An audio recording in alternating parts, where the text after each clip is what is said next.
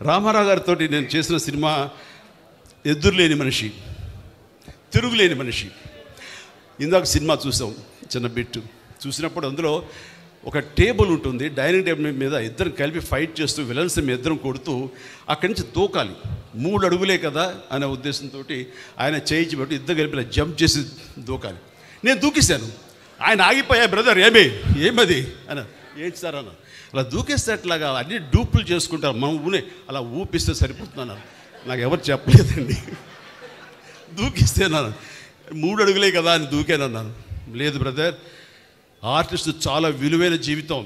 అనుకోకుండా ఏదైనా సంభవిస్తే కనుక, ఏదైనా జరగకుండా జరిగితే టోటల్గా సినిమా ఎంత నష్టపోతారో, ఫైనాన్షియల్ కానివ్వండి, టైం కానివ్వండి, తోటి వాళ్ళ నటినట్లు వాళ్ళ సమయం కానివ్వండి, ఎప్పుడు జాగ్రత్తగా ఉండాలి.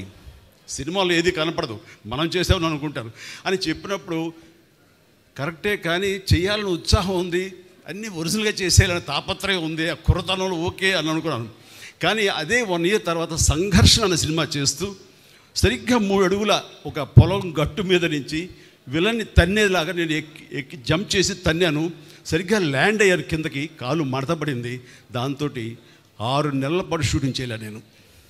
ఆ తర్వాత లండన్ వెళ్ళాం, లివర్పూల్, అక్కడ మినస్కా స్టేర్ అయిందన్నారు, దానికి ఆపరేషన్ జరిగింది.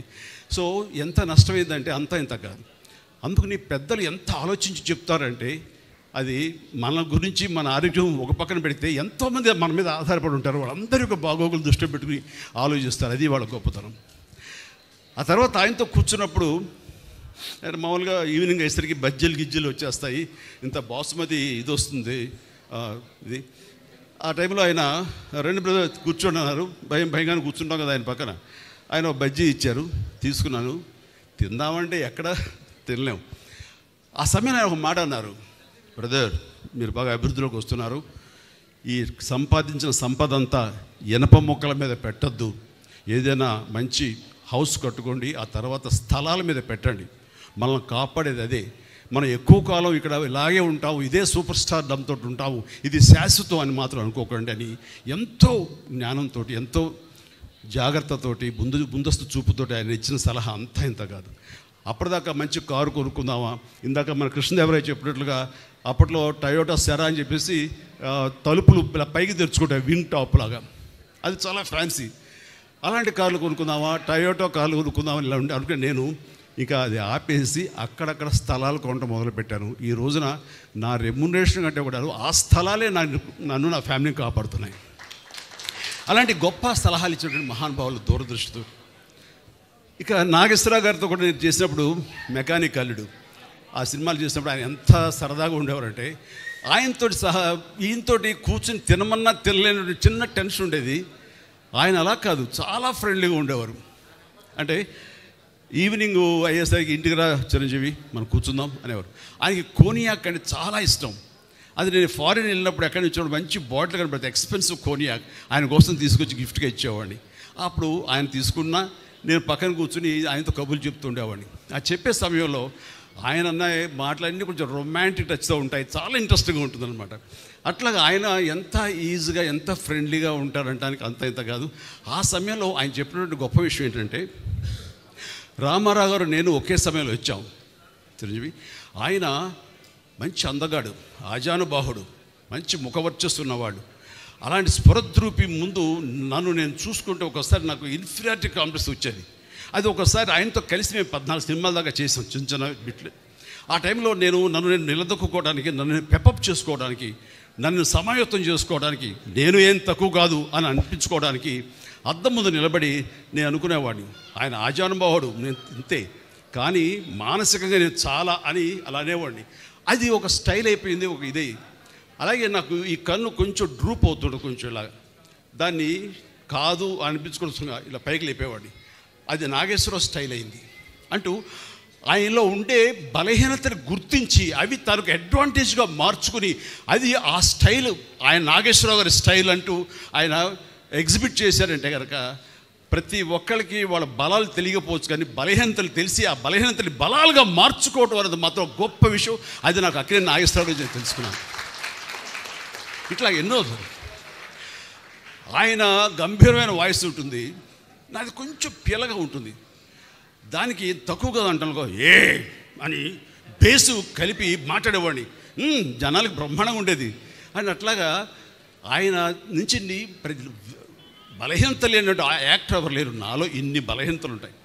బట్ యాక్టింగ్ సైజ్ దాంట్లన్నీ ఎలా అధిగమించాలంటే దాంట్లో నిరంతరం ఒక ఎక్సర్సైజ్ చేస్తుంటూ మనం ఎలాగా ఎవాల్వ్ అవ్వాలి, మనం ఎట్లాగా మనం అభిమానం సంపాదించుకోవాలి అనే దాని నిరంతరం మనం ప్రయత్నిస్తే కనుక పైకి రానటువంటి వ్యక్తే ఉండరు.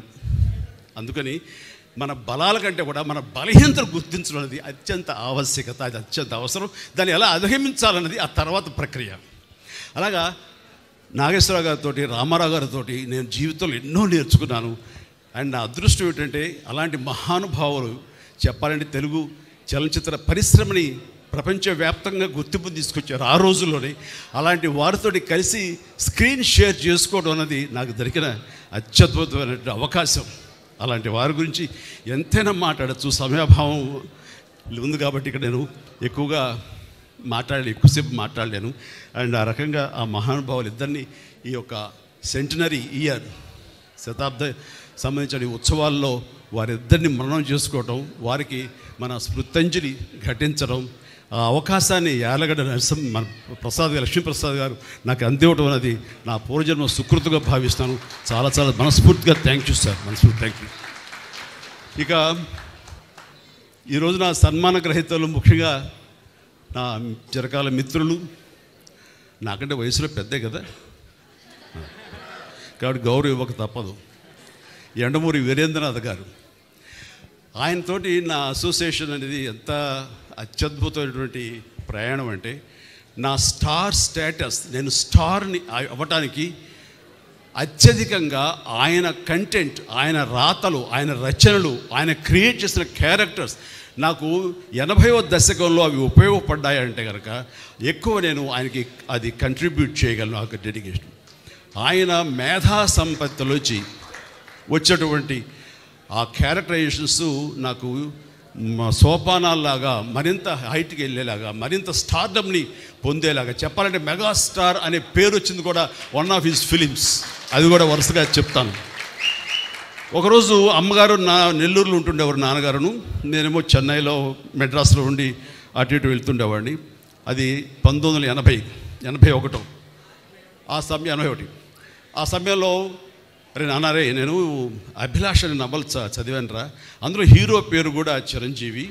అండ్ అది చదువుతుంటే నాకేదో నువ్వే గుర్తుకొస్తున్నావు, నువ్వే ఇది ఉంది, బహుశా ఎండమూరి రైటర్ కూడా నీలాంటి వాడిని దృష్టిలో పెట్టుకుని రాశారేమో అనిపిస్తుంది అనేసరికి అవునా, బాగుందాం, అంత బాగుందమ్మా, నాను చదువుతావు, నువ్వు చెప్పమ్మా నాను. అమ్మ చెప్తూ చాలా అందంగా చెప్పింది, నేను కూడా చదవలేదు కానీ అమ్మ చెప్పేసింది. సో అది ఆ తర్వాత మెడ్రాస్ వెళ్ళిన 2-3 డేస్కి 2 వీక్స్ లోపల అండ్ మన కేఎస్ రామారావు వచ్చి, బాస్ ఇలాగా ఒక స్టోరీ ఉంది, మీరు మాకు చేయాలి, దాని పేరు అభిలాష.